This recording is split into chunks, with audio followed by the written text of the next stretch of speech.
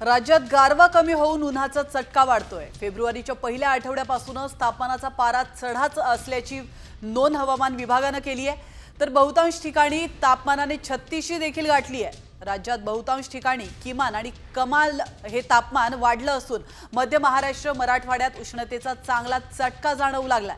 बहुतांश ठिकाणी तापमानाचा पारा हा 35 अंशाच्या वर गेला होता।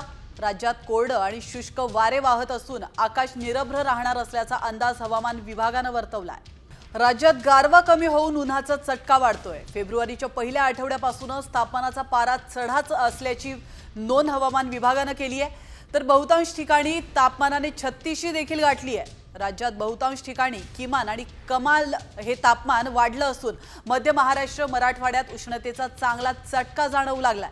बहुतांश ठिकाणी तापमानाचा पारा हा 35 अंशाच्या वर गेला होता। राज्यात कोरडं आणि शुष्क वारे वाहत असून आकाश निरभ्र राहणार असल्याचा अंदाज हवामान विभागाने वर्तवलाय।